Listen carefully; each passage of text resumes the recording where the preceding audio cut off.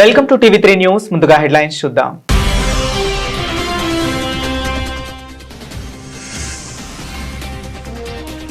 జమ్మూ కాశ్మీర్లోని సోపోర్లో భద్రతా దళాలు జాయింట్ ఆపరేషన్, భారీగా ఆయుధాలు, ఐఈడీ స్వాధీనం.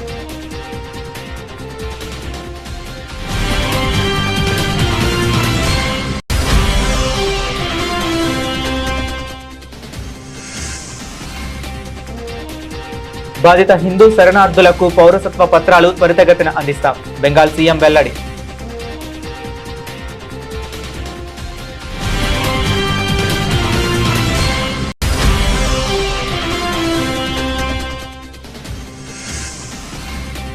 గత ప్రభుత్వం మా వినతులను పట్టించుకోలేదు, తమిళనాడు సీఎంను కలిసి ధన్యవాదాలు తెలిపిన రైతు ప్రతినిధులు.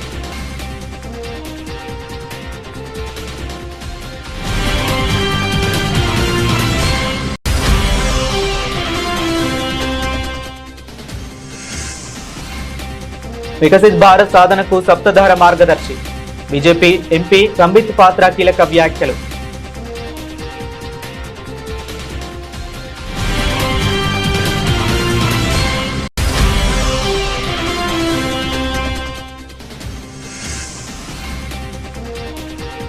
ఇస్లాంలో హిజాజ్ అత్యవసరం కాదు, విద్యార్థిని పిటిషన్ కొట్టేసిన అలహాబాద్ కోర్టు.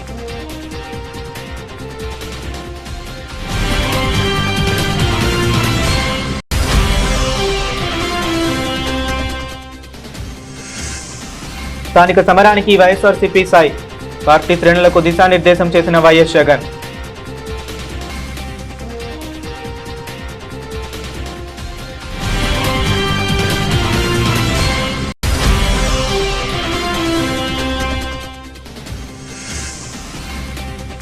విదేశీ యూనివర్సిటీలను ఎక్కడికి ఆహ్వానిస్తాం, సీఎం రేవంత్ రెడ్డి కీలక వ్యాఖ్యలు.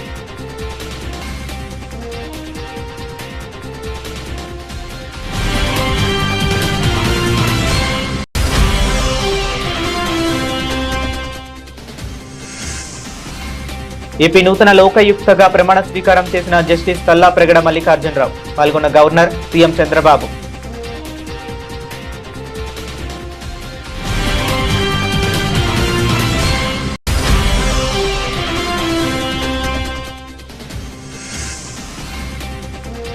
రాత్రికి రాత్రే భూములు 22A పెట్టారు, షాపూర్ నగర్ 22A బాధితుల భేటీలో హరీష్ రావు ధ్వజం.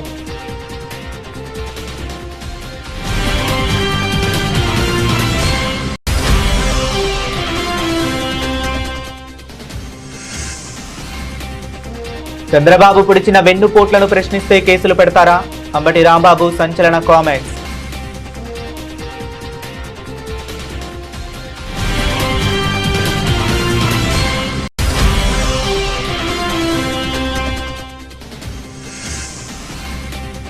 ఫీజు రీయింబర్స్మెంట్ బకాయిలపై సమరం, బీజేపీ ఆధ్వర్యంలో 48 గంటల నిరాహార దీక్ష.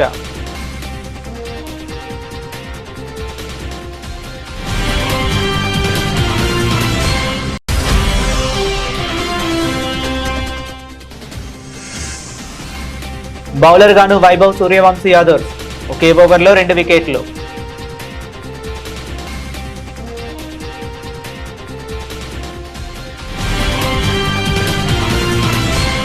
జమ్మూ కాశ్మీర్లోని బారాముల్లా జిల్లా సోపోర్ ప్రాంతంలో భద్రతా దళాలు నిర్వహించిన సంయుక్త తనిఖీల్లో భారీగా ఆయుధాలు, మందగుండు సామగ్రి మరియు ఐఈడీ పేలుడు పదార్థాలు లభ్యమయ్యాయి. ఉగ్రవాదులు ఏదో పెద్ద కుట్రకు ప్లాన్ చేస్తున్నారన్న పక్కా సమాచారంతో ఆర్మీ, జమ్మూ కాశ్మీర్ పోలీసులు మరియు సిఆర్పీఎఫ్ బలగాలు సంయుక్తంగా శోధనా చర్యలు చేపట్టాయి. సోపోర్ పరిధిలో అనుమానాస్పద ప్రాంతాలను చుట్టుముట్టిన భద్రతా బలగాలు గాలింపు చర్యలు నిర్వహించాయి. ఈ క్రమంలో దాచి ఉంచిన తుపాకులు, నిండిన మ్యాగజైన్లు, తులనాత్మకంగా ప్రమాదకరమైన ఐఈడీ పేలుడు సామగ్రిని అధికారులు స్వాధీనం చేసుకున్నారు. భద్రతా దళాల సమయస్ఫూర్తితో ఒక పెద్ద ప్రమాదం తప్పిందని అధికారులు వెల్లడించారు. ప్రాంతంలో ఉగ్రవాదుల సంచారం మరియు ఆయుధాల నిల్వలపై అందిన ఖచ్చితమైన ఇన్పుట్స్ ఆధారంగా ఈ కార్డెన్ సర్చ్ ఆపరేషన్ చేపట్టడం జరిగింది. శోధనలో బయటపడిన ఆయుధాలు, ఐఈడీ పరికరాలను సీజ్ చేసి చట్టపరమైన చర్యలు ప్రారంభించాం. ఈ ఆయుధాలను ఎక్కడి నుంచి తీసుకువచ్చారు, ఎవరిని లక్ష్యంగా చేసుకుని దాచారనే కోణాల్లో దర్యాప్తు కొనసాగుతుంది. పశ్చిమ బెంగాల్లో పౌరసత్వ సవరణ చట్టం అమలుపై ప్రభుత్వం వేగం పెంచింది. బంగ్లాదేశ్ నుంచి మతపరమైన వేధింపుల కారణంగా వచ్చిన శరణార్థుల పౌరసత్వ దరఖాస్తులపై తక్షణ విచారణ చేపట్టి వేగంగా పౌరసత్వ ధృవీకరణ పత్రాలు జారీ చేస్తామని పశ్చిమ బెంగాల్ ముఖ్యమంత్రి సువేందు అధికారి స్పష్టం చేశారు. రాష్ట్ర సచివాలయంలో నిర్వహించిన విలేకరుల సమావేశంలో ముఖ్యమంత్రి వివరాలను వెల్లడించారు. పౌరసత్వ ధృవీకరణ పత్రాల జారీ ప్రక్రియను జిల్లా కలెక్టర్లు, మెజిస్ట్రేట్ల పర్యవేక్షణలో త్వరితగతిన పూర్తి చేయాలని ఆదేశించినట్లు తెలిపారు. రాష్ట్ర వ్యాప్తంగా వచ్చిన దరఖాస్తుల పురోగతిని సమీక్షిస్తూ మిగిలిన దరఖాస్తుల పరిష్కారానికి మొదటి ప్రాధాన్యత ఇస్తున్నామని ఆయన ప్రకటించారు. మతపరమైన వేధింపుల కారణంగా బంగ్లాదేశ్ నుంచి వచ్చిన శరణార్థుల దరఖాస్తులను ప్రాధాన్యత ప్రాతిపదికన పరిశీలిస్తున్నాం. విచారణ ప్రక్రియను త్వరగా పూర్తి చేసి వారికి తక్షణమే పౌరసత్వ ధృవీకరణ పత్రాలు అందజేస్తాం. ఇప్పటి వరకు వేలాది మంది పత్రాలు అందగా పెండింగ్ లో ఉన్న దరఖాస్తుల ప్రక్రియను వేగవంతం చేయడానికి పూర్తి చర్యలు తీసుకుంటున్నాం అని ముఖ్యమంత్రి వివరించారు. সিটিজেনশিপ অ্যামেন্ডমেন্ট অ্যাক্টের যে সিএএ শুনানি এবং সার্টিফিকেট ইস্যুর অধিকার পশ্চিমবঙ্গ সরকারকে দিয়েছেন। আমরা জেলা শাসকদের মাধ্যমে দ্রুত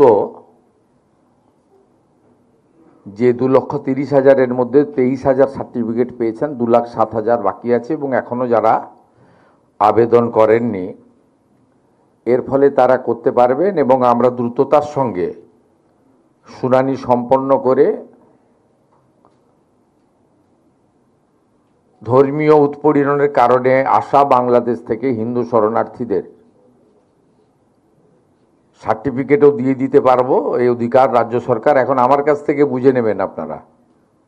বিশেষ করে আমাদের হিন্দু শরণার্থী মতুয়া যারা দীর্ঘদিন ধরে আশায় ছিলেন, যারা আমাদের ক্ষমতায় বসিয়েছেন, এবারে সার্টিফিকেট আমার কাছ থেকে বুঝে নেবেন। এই দায়িত্বভার ভারত সরকার আমার হাতেই দিয়ে দিয়েছে। তার গেজেট নোটিফিকেশনের কপিটা আমি আপনাদের জানালাম। చెన్నై పరందూర్ ఎయిర్పోర్ట్ ప్రాజెక్టు రద్దు నిర్ణయంపై స్థానిక రైతులు హర్షం వ్యక్తం చేస్తున్నారు. పరందూరు ప్రాంతానికి చెందిన రైతు ప్రతినిధుల బృందం సోమవారం తమిళనాడు ముఖ్యమంత్రి సి జోసెఫ్ విజయ్ ను నేరుగా కలిసింది. వ్యవసాయ భూములు, పల్లెల ఉనికిని కాపాడుతూ పరందూర్ ఎయిర్పోర్ట్ ప్రాజెక్టును రద్దు చేసేందుకు ముఖ్యమంత్రికి వారు ప్రత్యేక కృతజ్ఞతలు తెలిపారు. గత ప్రభుత్వం తమ ఆవేదనను, విన్నపాలను పూర్తిగా పక్కన పెట్టేసిందని, కానీ సీఎం విజయ్ నాయకత్వంలోని ప్రభుత్వం తమ గోడును ఆలకించి ప్రాజెక్టును రద్దు చేసిందని రైతు ప్రతినిధులు పేర్కొన్నారు. ఈ సంతోషకరమైన సందర్భాన్ని గుర్తు చేసుకుంటూ ఏకనాపురం గ్రామంలోని ప్రధాన వీధికి ముఖ్యమంత్రి సి జోసెఫ్ విజయ్ పేరును నామకరణం చేసినట్లు రైతు ప్రతినిధుల బృందం ప్రకటించింది. பரந்தூர் வட்டார விவசாய பெருங்குடி மக்கள் தங்கள் வாழ்வாதாரம் பறிபோகிறதே, நஞ்ச நிலங்களும் புஞ்ச நிலங்களும் அழிக்கிறார்களே, வரலாற்று சிறப்புமிக்க 1100 ஆண்டு காலம் உள்ள கம்பன் கால்வாய் அழிக்கப்படுகிறது, சம்பரம்பாக்கம் ஏரிக்கு வரக்கூடிய நீர்வரத்து அழிக்கப்படுகிறது, சென்னைக்கு மேற்கு பகுதியில் இருக்கக்கூடிய இந்த பரந்தூர் பகுதியிலிருந்து தான் வெள்ளம் சென்னையை நோக்கி வருகிறது. கட்டிடங்களாலும் மற்ற இன்ஃப்ராஸ்ட்ரக்சராலும் அது தடுக்கப்பட்டால் சென்னை வெள்ளத்தால் பாதிக்கப்படுமே. அரக்கோணம் நேவி என்கின்ற பகுதி ஒரு 15 கிலோமீட்டர் தூரத்திலே தென்னிந்தியாவின் கடற்படை விமான தளம் உள்ளது. பறவைகள் வேடந்தாங்கல் சரணாலயத்துக்கு பறந்து வரக்கூடிய பகுதி ஆகியச்சு. நஞ்ச நிலங்கள் 2500 ஏக்கரும், புஞ்ச நிலங்கள் 1300 ஏக்கரும் இருக்கிறது. அங்கே நாளில் ஒரு பகுதி நீர்நிலையாச்சு. 12 ஏரி, 17 குளம், 17 குட்டை என்று 26% நீர்நிலை உள்ள இடத்தை ஏன் தேர்ந்தெடுத்தீர்கள் என்று நாங்கள் பல்வேறு ஆவணங்களோடு அவர்களை சந்தித்தோம். 2 கட்ட பேச்சுவார்த்தை கூட நடத்தினோம். நாங்கள் விவசாய பெருங்குடி மக்கள் அந்த பகுதியில் వికసిత్ భారత్ లక్ష్య సాధనలో సప్తధార ఒక దివ్యమైన మార్గదర్శిగా నిలుస్తుందని భారతీయ జనతా పార్టీ ఎంపీ సంబిత్ పాత్ర పేర్కొన్నారు. దేశాన్ని అన్ని రంగాల్లో అగ్రపథంలో నిలిపేందుకు కేంద్ర ప్రభుత్వం స్పష్టమైన ప్రణాళికతో ముందుకు వెళుతుందని ఆయన స్పష్టం చేశారు. సాంకేతికత, వ్యవసాయ రంగం, ఆహార ఉత్పత్తులు మరియు తయారీ రంగాల బలోపేతమే ఈ సప్తధార ముఖ్య ఉద్దేశమని సంబిత్ పాత్ర వివరించారు. దేశీయంగా ఉత్పత్తుల నాణ్యతను గణనీయంగా పెంచి అంతర్జాతీయ మార్కెట్లో పోటీతత్వాన్ని పెంపొందించడమే తమ ప్రభుత్వ ప్రాథమిక లక్ష్యమని వెల్లడించారు. ఈ సందర్భంగా రాజకీయ నాయకుల తీరుపై ఆయన ఆసక్తికరమైన వ్యాఖ్యలు చేశారు. जो सप्त धारा है मतलब 7, ये एक रोड मैप है। क्या है ये रोड मैप? एक विकसित भारत बनाने के लिए पहली धारा कौन सी है? पहली धारा है मैन्युफैक्चरिंग पावर। किस प्रकार देश के मैन्युफैक्चरिंग पावर को बढ़ाया जाए, किस प्रकार से एक रोबस्ट डोमेस्टिक वैल्यू चेन बनाया जाए, किस प्रकार से रॉ प्रोडक्ट से फिनिश प्रोडक्ट तक संपूर्ण रूप से भारतवर्ष में मैन्युफैक्चरिंग हो, किस प्रकार जीरो डिफेक्ट प्रोडक्ट भारत में बनाए जाए, किस प्रकार प्रेसिशन मैन्युफैक्चरिंग, एकदम प्रेसिशन के साथ मैन्युफैक्चरिंग इंडिया में हो, और किस प्रकार हाईली कॉम्पिटिटिव फैक्ट्री भारतवर्ष में बने और सुपीरियर क्वालिटी प्रोडक्ट्स का मैन्युफैक्चरिंग भारत में हो। कई देशों के प्रोडक्ट्स आते हैं, वो सुपीरियर क्वालिटी के नहीं होते। उस प्रोडक्ट को आप हाथ में लीजिएगा, एक दिवाली में वो लाइट जलेगी, अगले दिवाली में वो लाइट नहीं जलेगी, उनका गारंटी नहीं होता है। कई देशों के प्रोडक्ट वैसे होते हैं, but we want to be precise, we want to be competitive, we want to give you durable products. ये हमारे मैन्युफैक्चरिंग का स्वप्न है। और कुछ नेता भी वैसे होते हैं जिनकी गारंटी नहीं होती है, मगर हमारे वाले नेता की गारंटी है। तो हम गारंटी के साथ कहते हैं कि हम आपको गारंटी का मैन्युफैक्चरिंग देंगे। यह है पहला धारा। दूसरी धारा कौन सी है? दूसरी धारा हमारे अन्नदाताओं के लिए है, हमारे किसानों के लिए है, एग्रीकल्चर के लिए है, फार्मिंग के लिए है। एग्रीकल्चर एंड फूड प्रोडक्ट्स, दलहन तिलहन किस प्रकार से आगे बढ़े, किस प्रकार से प्रोडक्टिविटी आगे बढ़े एग्रीकल्चर में, किस प्रकार से केमिकल मुक्त ऑर्गेनिक एग्रीकल्चर आगे बढ़े। పాఠశాలలో యూనిఫామ్ తో పాటు తలకు హిజాబ్ ధరించేందుకు అనుమతి ఇవ్వాలని కోరుతూ ఓ విద్యార్థిని దాఖలు చేసిన పిటిషన్ను అలహాబాద్ హైకోర్టు కొట్టివేసింది. ఇస్లాంలో హిజాబ్ ధరించడం అత్యవసరమైన మతపరమైన ఆచారం అని నిరూపించేందుకు ఎలాంటి వాస్తవ చట్టపరమైన ఆధారాలను తమ ముందు ఉంచలేదని కోర్టు స్పష్టం చేసింది. ప్రయాగ్రాజ్లోని అత్తర్సుయియా ప్రాంతంలో ఉన్న ఠాగూర్ పబ్లిక్ స్కూల్ విద్యార్థిని సుకైనా రిజ్వీ తన తల్లి ద్వారా ఈ పిటిషన్ దాఖలు చేసింది. 10వ తరగతి పూర్తి చేసి అదే పాఠశాలలో 11వ తరగతిలో చేరాలనుకుంటున్న తాను నిర్దేశిత యూనిఫామ్ తో పాటు హిజాబ్ ధరించడానికి అనుమతించేలా స్కూల్ యాజమాన్యాన్ని ఆదేశించాలని కోర్టును అభ్యర్థించింది. ఈ పిటిషన్ను ఆగస్టు 21న విచారించిన జస్టిస్ జేజే మునీర్, జస్టిస్ ఇంద్రజిత్ శుక్లాతో కూడిన ధర్మాసనం కీలక వ్యాఖ్యలు చేసింది. ఈ పాఠశాలలో ఇతర విద్యార్థులు ఎవరు, చివరకు అదే మతానికి చెందిన అమ్మాయిలు కూడా హిజాబ్ ధరించడం లేదని ఫోటోల ద్వారా స్పష్టమవుతుందని పేర్కొంది. హిజాబ్ ధరించడం ఇస్లాంలో అత్యవసరమని పిటిషనర్ చెప్పడం కేవలం మాటలకే పరిమితమైందని, దానిని నిరూపించేందుకు మత గ్రంథాలు గాని ఇతర ఆధారాలు గాని సమర్పించలేదని ధర్మాసనం తెలిపింది. देखिए, मुझे लगता है कि हिजाब के नाम पर सांप्रदायिक बवाल और सांप्रदायिक अजाब किसी को भी पैदा करने की कोशिश नहीं करनी चाहिए। जो संस्थान हैं, जो शैक्षणिक संस्थान हैं, जो एजुकेशनल इंस्टीट्यूशंस हैं, उनके अपने जो है वो ड्रेस कोड होते हैं, उनकी अपनी जो है वो अनुशासन होता है, उनकी अपनी जो है व्यवस्थाएं होती हैं, और उस ड्रेस कोड का, उस अनुशासन का, उस व्यवस्था का सबको सम्मान करना चाहिए। और इसी बात को इलाहाबाद हाई कोर्ट ने भी कहा है, और यही बात जो है वो इससे पहले भी कई न्यायालय कह चुके हैं, कई व्यवस्थाएं कह चुकी हैं। मुझे लगता है कि इस मुद्दे को लेकर के किसी तरह का भी सांप्रदायिक संक्रमण किसी को पैदा नहीं करना चाहिए, और इस तरह के किसी भी सांप्रदायिक संक्रमण से सबको सावधान रहना चाहिए। इससे जो है वो किसी की भी आस्था को कोई खतरा नहीं है, किसी के जो है वो सम्मान को कोई खतरा नहीं है, लेकिन सभी को जो है वो जो संस्थान है, जो शैक्षणिक संस्थान है या भी कोई संस्थान हो, उसके जो सभी कोड है, ड्रेस कोड है, उसके जो अनुशासन है, उसकी जो व्यवस्था है, उसका सबको सम्मान करना होगा। రాష్ట్రంలో రాబోయే స్థానిక సంస్థల ఎన్నికల సమరానికి వైఎస్ఆర్ కాంగ్రెస్ పార్టీ శ్రేణులు సమాయత్తమవుతున్నాయి. వైఎస్ఆర్సీపీ అధినేత మాజీ ముఖ్యమంత్రి వైఎస్ జగన్మోహన్ రెడ్డి పార్టీ ముఖ్య నేతలు మరియు నియోజకవర్గ ఇన్ఛార్జీలతో తాడేపల్లిలోని పార్టీ కేంద్ర కార్యాలయంలో సుదీర్ఘంగా సమావేశమయ్యారు. స్థానిక పోరులో అనుసరించాల్సిన వ్యూహాలు మరియు కార్యాచరణపై పార్టీ నాయకులకు ఆయన కీలక దిశానిర్దేశం చేశారు. ఈ కీలక సమావేశంలో స్థానిక సమస్యలు, ప్రజల పట్ల కూటమి ప్రభుత్వ పనితీరు మరియు పార్టీ పరంగా తీసుకోవాల్సిన ముందస్తు చర్యలపై వైఎస్ జగన్ సుదీర్ఘంగా చర్చించారు. గ్రామ స్థాయి నుంచి పార్టీ వ్యవస్థను మరింత బలోపేతం చేయాలని, నిరంతరం ప్రజల్లోనే ఉంటూ వారి సమస్యలపై పోరాడాలని నాయకులకు పిలుపునిచ్చారు. ఈ పరిణామాలపై వైఎస్ఆర్సీపీ సీనియర్ నాయకుడు మాజీ మంత్రి సాకే శైలజనాథ్ విలేకరుల సమావేశంలో మాట్లాడారు. కూటమి ప్రభుత్వ కుట్రలు, కుతంత్రాలను ప్రజల ముందుకు ఉంచుతామని ఆయన వెల్లడించారు. ముందస్తుగా గాని, నిర్ణీత సమయంలో గాని ఎలాంటి ఎన్నికలు వచ్చినా ఎదుర్కొనేందుకు వైఎస్ఆర్ కాంగ్రెస్ పార్టీ పూర్తి స్థాయిలో సిద్ధంగా ఉందని ధీమా వ్యక్తం చేశారు. వెన్నుపోటు పార్టీ నాయకుడు కుట్రలు కుతంత్రాలతో బలహీన వర్గాల్ని మోసం చేస్తూ సుప్రీంకోర్టు తీర్పు ఉన్నప్పటికి కూడా 50% దాటకుండా రిజర్వేషన్లు ఉండాలి అన్న దాన్ని కూడా పక్కకు పెట్టేటట్లు చూపిస్తూ ఒక ద్రోహ చింతనతో చేసిన ప్రకటనని ప్రజల్లోకి తీసుకెళ్లాల్సిందిగా జగన్ రెడ్డి గారు చెప్పారు. వాస్తవం అది. ఈ రోజున తెలంగాణలో కానీ గతంలో కానీ 50% దాటిన తర్వాత రిజర్వేషన్ ఎలక్షన్స్లో ఆ ఎన్నికల్ని ఆపిన సంగతి ఇక్కడ అందరికీ తెలిసిన విషయమే. చంద్రబాబు నాయుడు గారికి అతని పక్కనున్న వాళ్ళకి ప్రజల జ్ఞాపక శక్తి ఎక్కువ ఉండదని అనుకుంటూ ఉంటారు కాబట్టి నిరంతరం అబద్ధాలు చెప్పే ప్రయత్నం చేస్తారు, మోసం చేసే ప్రయత్నం చేస్తారు. వైఎస్ఆర్ కాంగ్రెస్ పార్టీగా ఎప్పుడు ఎన్నికలు పెట్టినా సరే ఎదుర్కోవడానికి సిద్ధంగా ఉన్నాం. ప్రజల్ని నమ్ముకున్న వాళ్ళం. జనం కోసం రాజకీయాలు చేసే జగన్మోహన్ రెడ్డి గారి నాయకత్వాన ప్రజలకు మంచి చేశాం కాబట్టి ధైర్యంగా ఉన్నాం.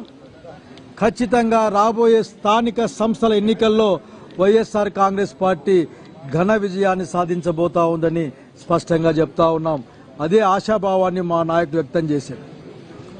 ఇంకా చెప్తా ఉన్నాం, మీ దుర్మార్గాల్ని దౌర్జన్యాలను ఎదుర్కోవడం కోసం వైఎస్ఆర్ కాంగ్రెస్ పార్టీ కార్యకర్తలు సిద్ధంగా ఉన్నారు. కార్యకర్తలకు అండగా ఉండమని నాయకుడు నిర్దేశించడం జరిగింది. రాష్ట్రంలో విదేశీ విద్యావకాశాలు మరియు ఉన్నత విద్యపై తెలంగాణ ముఖ్యమంత్రి రేవంత్ రెడ్డి ఆసక్తికరమైన వ్యాఖ్యలు చేశారు. కేవలం ఆర్థిక స్తోమత ఉన్నవారికి మాత్రమే విదేశాల్లో చదువుకోవటానికి అవకాశాలు లభిస్తున్న ప్రస్తుత పరిస్థితులపై ఆయన మాట్లాడారు. ప్రతిభ ఉన్నప్పటికీ పేద మధ్యతరగతి విద్యార్థులు విదేశీ విద్యకు దూరమవుతున్నారని ఆవేదన వ్యక్తం చేశారు. విదేశాల్లో విద్యను అభ్యసించడానికి రాష్ట్ర ప్రభుత్వం తరపున స్కాలర్షిప్లు అందిస్తూ ప్రోత్సహిస్తున్నప్పటికీ అవి విద్యార్థులందరికీ అవసరాలకు సరిపోవటం లేదని ముఖ్యమంత్రి రేవంత్ రెడ్డి అభిప్రాయపడ్డారు. ఈ సమస్యకు శాశ్వత పరిష్కారంగా అంతర్జాతీయ స్థాయికి చెందిన ప్రతిష్టాత్మక యూనివర్సిటీలను తెలంగాణకి ఆహ్వానించాలని ప్రభుత్వం యోచిస్తున్నట్లు వెల్లడించారు. ఇంగ్లాండ్ లో నేను ఆక్స్ఫర్డ్ యూనివర్సిటీ వెళ్ళడం జరిగింది. ఆక్స్ఫర్డ్ యూనివర్సిటీ హైదరాబాద్ కు టీంను పంపించి ఇక్కడ ఆక్స్ఫర్డ్ యూనివర్సిటీ స్టార్ట్ చేయడానికి పరిస్థితులను పరిశీలిస్తామని మనకు అష్యూరెన్స్ ఇచ్చారు. కేంబ్రిడ్జ్ యూనివర్సిటీకి వెళ్ళిన ఎంసీహెచ్ఆర్డి క్యాంపస్ లో షార్ట్ టర్మ్ కార్యక్రమాలను నిర్వహించే విషయాన్ని వాళ్ళు పరిశీలిస్తామని మనకు అష్యూర్ చేశారు. భారత్ ఫ్యూచర్ సిటీలో ఆఫ్ షోర్ క్యాంపస్ పెట్టడానికి కూడా మేము పరిశీలిస్తామని చెప్పారు. యూనివర్సిటీ ఆఫ్ లండన్ హైదరాబాద్ లో లండన్ యూనివర్సిటీ ఆఫ్ క్యాంపస్ ఏర్పాటు అంగీకరించింది. సంబంధిత అధికారులను కలిసిన లండన్ స్కూల్ ఆఫ్ ఎకనామిక్స్ వాళ్ళతోనే మాట్లాడిన వాళ్ళు హైదరాబాద్ కి టీంలను పంపిస్తామన్నారు. అదే విధంగా లండన్ బిజినెస్ స్కూల్ వీళ్ళతో మాట్లాడుతూ కూడా ఎంసీహెచ్ఆర్డి లో షార్ట్ టర్మ్ కోర్సులను వాళ్ళు ప్రారంభించడానికి చేసి, అదే విధంగా అమెరికాలో కూడా Harvard university campus, Boston MIT campus, north eastern campus, Virginia tech university వీటన్నిటిని కూడా కలిసి ఈ రోజు మనకు హార్వర్డ్ యూనివర్సిటీ మన దగ్గర ఆఫ్ షోర్ క్యాంపస్ గానీ లేకపోతే షార్ట్ టర్మ్ కోర్సులని ఇక్కడ ప్రారంభించడానికి మనం ఒప్పందం చేసుకుంటున్నాం. ఈ రోజు ఒక ముఖ్యమంత్రిగా, విద్యాశాఖ మంత్రిగా మంచి యూనివర్సిటీలను, ఐవీ లీగ్ టాప్ 10 లో ఉన్న యూనివర్సిటీలను తెలంగాణకు తీసుకురావాలనేది మా ప్రభుత్వం యొక్క లక్ష్యం. ఒకప్పుడు మహాత్మా గాంధీ గారు, డాక్టర్ బాబాసాహెబ్ అంబేద్కర్ గారు ఇంగ్లాండ్ లో చదువుకోవడం వల్ల, లండన్ స్కూల్ ఆఫ్ ఎకనామిక్స్ లో డాక్టర్ బాబాసాహెబ్ అంబేద్కర్ చదువుకోవడం వల్ల ఈ దేశానికి దార్శనికుడుగా మారింది. ఈ దేశం యొక్క దాస్య శృంఖలాల నుంచి విముక్తి మహాత్మా గాంధీ గారు కల్పించగలిగారు. ఒక విజ్డమ్, ఒక మంచి యూనివర్సిటీలో ప్రపంచ స్థాయి అవగాహన కలిగిన, పరిజ్ఞానం కలిగిన విద్యాలయాల్లో చదువుకుంటే ఆ చదువు, ఆ జ్ఞానము మన ప్రాంతము, మన రాష్ట్రము, మన దేశం అభివృద్ధి పదం వైపు నడిపించడానికి ఉపయోగపడుతుందని పేదవాళ్ళు, ముఖ్యంగా మధ్య తరగతి వాళ్ళు, దళితులు, గిరిజనులు, బలహీన వర్గాలు, అదే విధంగా ఇతర ఆర్థికంగా వెనుకబడిన సమాజము విదేశాలలో, యూకేలోనో యుఎస్ లోనో చదువుకోవాలంటే కోట్ల రూపాయల ఖర్చు అవుతుంది. కాబట్టి కొద్దిమంది మాత్రమే అక్కడికి వెళ్లి చదువుకోగలిగిన పరిస్థితులు, ఆర్థిక వెసులుబాటు ఉంటుంది. కాబట్టి ఈ రోజు మనం ఫారిన్ స్కాలర్షిప్స్ కూడా ఇచ్చి ప్రోత్సహించినా అది సరిపోవడం లేదు. కాబట్టి ఆ యూనివర్సిటీలను, ఆ క్రీడా మైదానాలను ఇక్కడికి తీసుకురావాలి. అవి ఇక్కడికి వస్తే ఈ రోజు పదుల్లో విదేశాలకు వెళ్లే వాళ్ళు వేలల్లో మన దగ్గర చదువుకోవడానికి అవకాశం ఉంటుంది. ఒక మంచి క్రీడాకారులను మనం తయారు చేయడానికి అవకాశం ఉంటుంది. ఆంధ్రప్రదేశ్ నూతన లోకాయుక్తగా హైకోర్టు మాజీ న్యాయమూర్తి జస్టిస్ తల్లాప్రగడ మల్లికార్జునరావు ప్రమాణ స్వీకారం చేశారు. విజయవాడలోని లోక్ భవన్ దర్బార్ హాలులో ఈ ప్రమాణ స్వీకార కార్యక్రమం ఎంతో వైభవంగా జరిగింది. రాష్ట్ర governor S Abdul Nazeer justice Tallapragada మల్లికార్జునరావుతో లోకాయుక్తగా ప్రమాణం చేయించారు. ఈ మహోత్సవానికి రాష్ట్ర ముఖ్యమంత్రి నారా చంద్రబాబు నాయుడు, ప్రభుత్వ ఉన్నతాధికారులు మరియు పలువురు న్యాయ కోవిదులు హాజరయ్యారు. ప్రమాణ స్వీకార అనంతరం గవర్నర్ అబ్దుల్ నజీర్, సీఎం చంద్రబాబు నాయుడు నూతన లోకాయుక్తకు పుష్పగుచ్చాలు అందించి ప్రత్యేక అభినందనలు తెలియజేశారు. I, Tallapregada Mallikarjun Rao, having been appointed Lokayukta for the state of Andhra Pradesh, Lokayukta for the state of Andhra Pradesh, do swear in the name of God do swear in the name of God that I will bear true faith that I will bear true faith and allegiance to the Constitution of India and allegiance to the Constitution of India as by law established, as by law established, that I will uphold the sovereignty that I will uphold the sovereignty and integrity of India, and integrity of India, that I will duly and faithfully that I will duly and faithfully and to the best of my ability, knowledge and judgment and to the best of my ability, knowledge and judgment perform the duties of my office perform the duties of my office without fear or favor, without fear or favor, affection or ill will, affection or ill and that I will uphold the Constitution and the laws. and that I will uphold the Constitution and the laws.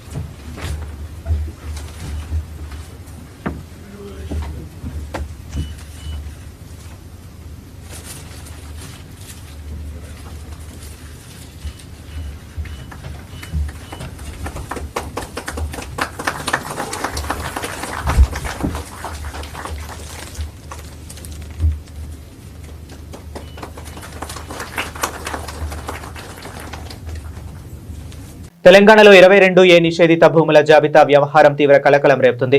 Quthbullapur నియోజకవర్గంలోని Shahpur Nagar 22A బాధితులతో నిర్వహించిన సమావేశంలో BRS senior నేత మాజీ మంత్రి హరీష్ రావు పాల్గొని ప్రభుత్వంపై తీవ్ర స్థాయిలో విమర్శలు గుప్పించారు. సామాన్య ప్రజల స్థలాలను, భూములను రాత్రికి రాత్రే 22A నిషేధిత జాబితాలో చేర్చి వారిని నిద్రలేని రాత్రులు గడిపేలా చేస్తున్నారని హరీష్ రావు ఆరోపించారు. రెవెన్యూ మంత్రి పొంగులేటి శ్రీనివాసరెడ్డి మరియు అధికారుల నిర్లక్ష్యం వల్లే లక్షలాది మంది ప్రజలు తీవ్ర ఇబ్బందులు పడుతున్నారని ఆయన మండిపడ్డారు. బాధితులందరికీ బీఆర్ఎస్ పార్టీ అండగా ఉంటుందని, 22A జాబితాను రద్దు చేసే వరకు బాధితుల తరపున పోరాటం కొనసాగిస్తామని ఆయన హామీ ఇచ్చారు. పొంగులేటి నేను ఏం మాట్లాడిండు ప్రెస్ మీట్ పెట్టి బొంకుతున్నాడు నిన్న. ఏమని 98% భూములు 22A నుంచి తీసేసినాము అంటుండు. మరి 98% తీసేస్తే ఇన్ని వందల మంది, ఇన్ని కాలనీల ప్రెసిడెంట్లు మా భూములు 22Aలో పెట్టారని ఇక్కడికి ఎందుకు వచ్చారు అని నేను అడుగుతా ఉన్నా. అంటే పెట్టుడు నీవంతు, దరఖాస్తులు పెట్టి ఆఫీసుల చుట్టూ తిరుగుడు ప్రజల వంత. తప్పు చేసింది నువ్వు, చేసిన తప్పును నువ్వే సవరించాలి. ప్రజలెందుకు ఆన్లైన్లో దరఖాస్తులు పెట్టాలి? ప్రజలకెందుకు శిక్ష? ప్రజలెందుకు ఆఫీసుల చుట్టూ తిరగాలి అని నేను అడుగుతా ఉన్నా. ఇలా ఒక భూమి, 2 భూములు కాదు, లక్షలాది మంది ప్రజల ఆస్తులను రాత్రికి రాత్రి నిషేధిత జాబితాలో పెట్టి ఇలా కంటి నిండా నిద్ర లేకుండా చేసినారు. ఏది పద్మారావు నగర్ ఫేజ్ 1 కాలనీ 58 సంవత్సరాల కింద లేఅవుట్ అయిందన్నా. నేను సెకండ్ పర్చేజర్ను. ఇప్పుడు తీసుకుపోయి దాన్ని 22Aలో పెట్టుడు ఇదేమి పిచ్చితనం, ఇదేం తుగ్లక్ చేదియా అని చెప్పి పద్మారావు నగర్ చెందిన విజయ్ చెప్తా ఉన్నాడు. అదేవిధంగా నిజాంపేటకి సంబంధించి 1950లో మా ఈ పట్టా భూములు దాన్ని తీసుకుపోయి ఇప్పుడు 22Aలో పెట్టినారు అని చెప్తా ఉన్నారు. చంద్రశేఖర్ ఇంకో మాట చెప్పిండు. Chandrashekar Mudiraj spring field colony Mahabub నగర్కి చెందిన ఒక కాంగ్రెస్ పార్టీ ఎమ్మెల్యే విల్లాకు 30,000, ప్లాటుకు 30,000 కలెక్ట్ చేస్తున్నాడు. ఆ పైసలు తీసుకపోతేనే గవర్నమెంట్లో పని అవుతుంది అని చెప్పి ఏజెంట్లు తిరుగుతున్నారన్న అని చెప్తున్నాడు. అంటే 22Aల వెట్టుడు, ముఖ్యమంత్రి గారి పొంగులేటి గారి ఏజెంట్లు ఇవాళ తిరుగుతున్నారు కాలనీల మీద పడి, గ్రామాల మీద పడి, మీరు డబ్బులు ఇయ్యండి మీది 22Aకెళ్ళి తీసేస్తాము అంటున్నారు. నిన్న ఒక ఆయన తెలంగాణ భవన్కి వచ్చిండు, అమీన్పూర్ అనుకుంటా. మా భూమి ఎందుకు 22Aలో పెట్టిండ్రు అని ఎంఆర్ఓ దగ్గర పోయిండట. మాకు తెలియదు, ఆర్డీఓని అడుగుపోన్నాడట. ఆర్డీఓ దగ్గర పోయిండట.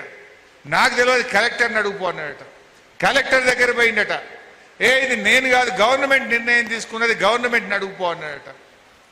బయటకు వచ్చినాక ఓ బ్రోకర్ కలిసిండట. ఇక చూడు బాయ్, ఒట్టిగా తీసేస్తారా?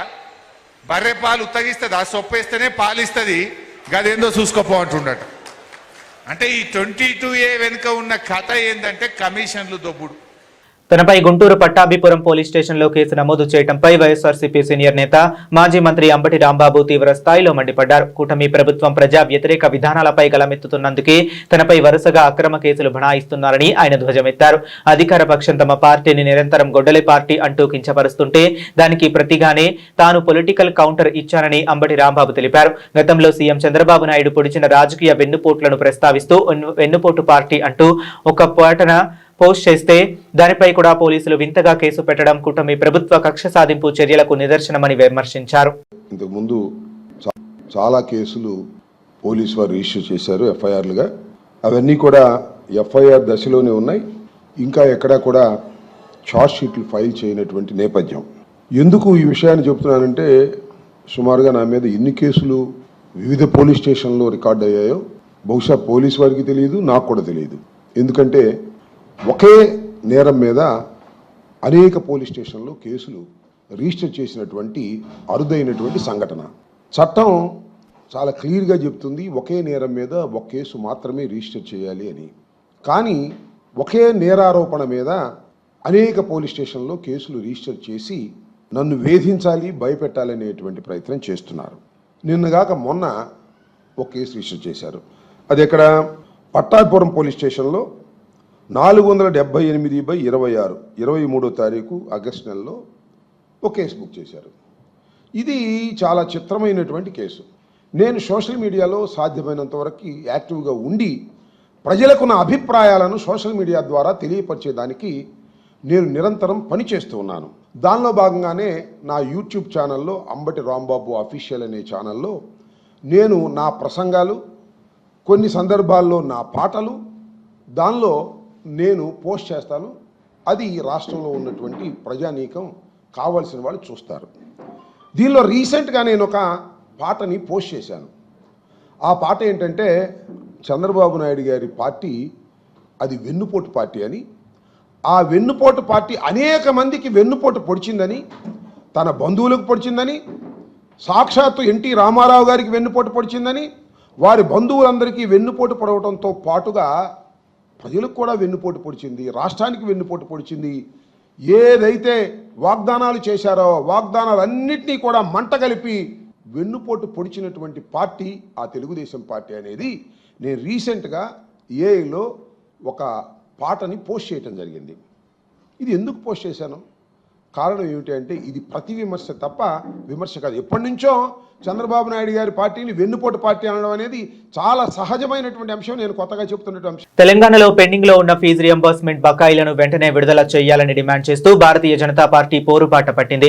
హైదరాబాద్ లోని పార్టీ రాష్ట్ర కార్యాలయంలో బీజేపీ సీనియర్ నేత ఎన్ రామచంద్రరావు ఆధ్వర్యంలో చేపట్టిన 48 గంటల నిరాహార దీక్ష కొనసాగుతుంది. ఈ నిరాహార దీక్షకు బీజేపీ ఎంపీ ఈటెల రాజేందర్ హాజరై తమ పూర్తి మద్దతు తెలిపారు. కాంగ్రెస్ ప్రభుత్వం అధికారంలోకి వచ్చినప్పటి నుంచి ఫీజు రియంబర్స్మెంట్ నిధులు విడుదల కాకపోవడంతో లక్షలాది మంది విద్యార్థులు, వారి తల్లిదండ్రులు తీవ్ర ఆందోళనకు గురవుతున్నారని ఆయన విమర్శించారు. ప్రస్తుత కాంగ్రెస్ పాలనలో రాష్ట్రంలోని అన్ని వర్గాల ప్రజలు తీవ్ర అసంతృప్తితో ఉన్నారని ఆయన మండిపడ్డారు. ఇది ఆరంభం మాత్రమే. సమస్య పరిష్కారమైనంత వరకు రేవంత్ రెడ్డి మెడలు వంచైనా 20 లక్షల మంది విద్యార్థుల భవిష్యత్తును కాపాడే బాధ్యత భారతీయ జనతా పార్టీ తీసుకుందని చెప్పి సందర్భంగా తెలంగాణ ప్రజానికానికి విజ్ఞప్తి చేస్తున్నా.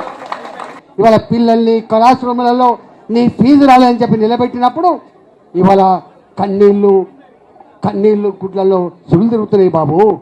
ఎంతమంది విద్యార్థులు వాళ్ళ కళ్ళల్లో నీళ్లు సుళ్ళు తిరుగుతున్నాయి. ఫీజు కట్టలేదని టీచర్ నిలబెడితే ఆ అవమానం భరించలేక కొంతమంది పిల్లలు సూసైడ్ చేసుకునే చరిత్ర నీకు తెలుసా రేవంత్ రెడ్డి గారు? ఇంత వేదన, ఇంత దుఃఖం ఉన్నటువంటి ఇష్యూ, 20 లక్షల మంది పేద విద్యార్థులకు సంబంధించిన ఇష్యూ నువ్వు గ్రీన్ ఛానల్ అని బుకాయించే ప్రయత్నం చేస్తున్నావు. ఇది మంచిది కాదని చెప్పి విజ్ఞప్తి చేస్తున్నా. వైభవ్ సూర్యవంశీ అంటే బ్యాట్ తో విధ్వంసమే గుర్తొస్తుంది, కానీ ఈసారి బంతితోనూ అదరగొట్టాడు. 4 బంతుల వ్యవధిలోనే 2 వికెట్లు తీసి అందరినీ ఆశ్చర్యపరిచాడు. బ్యాట్ తో ఆశించిన స్థాయిలో రాణించలేకపోయినా దులీప్ ట్రోఫీ అరంగేట్రంలో బంతితో మాత్రం తనలోని కొత్త టాలెంట్ ను బయటపెట్టాడు. నార్త్ ఈస్ట్ జీవన్ తో జరుగుతున్న క్వార్టర్ ఫైనల్లో ఈస్ట్ జోన్ తొలి ఇన్నింగ్స్ లో 467 పరుగులు చేసింది. సుదీప్ కుమార్ ఘరామి 146, షాబాజ్ అహ్మద్ 167 పరుగులతో రాణించారు. అనంతరం నార్త్ ఈస్ట్ జోన్ ను తొలి ఇన్నింగ్స్ లో 111 పరుగులకే కట్టడి చేసిన ఈస్ట్ జోన్ ఫాలో ఆన్ విధించింది. రెండో ఇన్నింగ్స్ లోనూ నార్త్ ఈస్ట్ జోన్ బ్యాటర్లు తడబడ్డారు. 90 పరుగులకే 8 వికెట్లు కోల్పోయింది. వైభవ్ సూర్యవంశీ తన ఎడమ చేతి స్పిన్ తో ఒకే ఓవర్లో 2 వికెట్లు పడగొట్టాడు. జట్టు తరపున అత్యధికంగా 25 పరుగులు చేసిన కిషన్ లింగ్డో 40 పరుగులు చేసిన ఇమ్లివాటి లింతూర్ను వైభవ్ పెవిలియన్ కు పంపాడు. ఈ 2 వికెట్లు కూడా అతడికి క్యాచ్ల రూపంలో దక్కడం విశేషం. దీంతో వైభవ్ కు ఒకే ఓవర్లో డబుల్ డిలైట్ దక్కించిందని బీసీసీఐ సోషల్ మీడియాలో ప్రశంసించింది. బులెటిన్ ముగించే ముందు మరొకసారి హెడ్లైన్స్ చూద్దాం.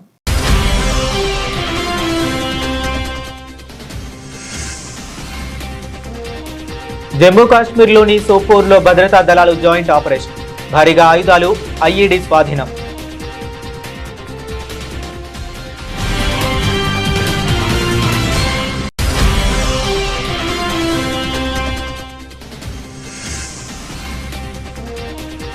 బాధిత హిందూ శరణార్థులకు పౌరసత్వ పత్రాలు త్వరితగతిన అందిస్తాం, బెంగాల్ సీఎం వెల్లడి.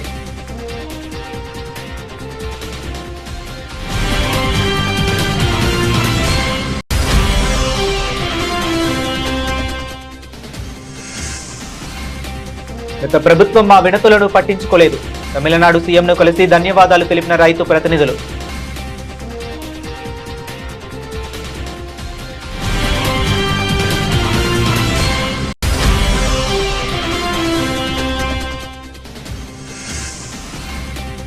వికసిత్ భారత్ సాధనకు సప్తధార మార్గదర్శి, బీజేపీ ఎంపీ సంబిత్ పాత్ర కీలక వ్యాఖ్యలు.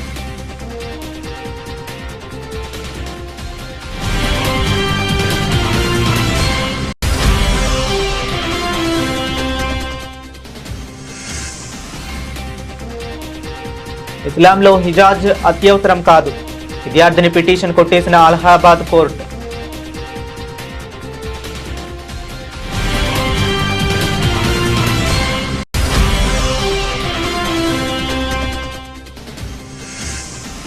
స్థానిక సమరానికి వైఎస్ఆర్సీపీ సాయి, పార్టీ శ్రేణులకు దిశానిర్దేశం చేసిన వైఎస్ జగన్.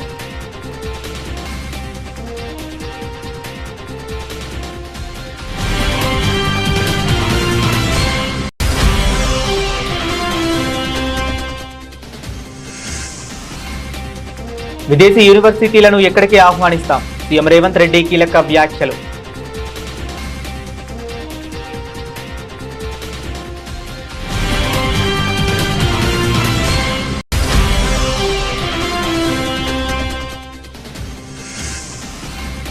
ఏపీ నూతన లోకాయుక్తగా ప్రమాణ స్వీకారం చేసిన జస్టిస్ కల్లాప్రగడ మల్లికార్జునరావు, పాల్గొన్న గవర్నర్, సీఎం చంద్రబాబు.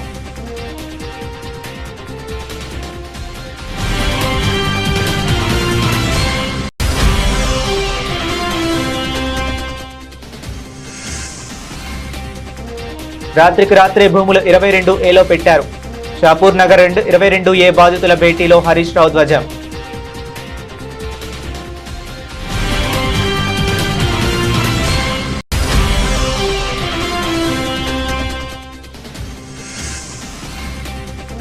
చంద్రబాబు పొడిచిన వెన్నుపోట్లను ప్రశ్నిస్తే కేసులు పెడతారా, అంబటి రాంబాబు సంచలన కామెంట్స్.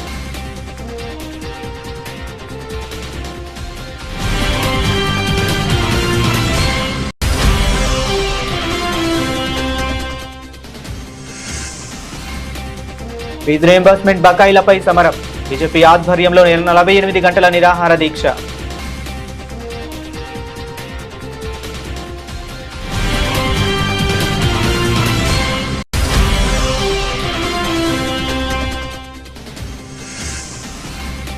బౌలర్ గాను వైభవ్ సూర్యవంశీ యాదవ్, ఒకే ఓవర్లో 2 వికెట్లు.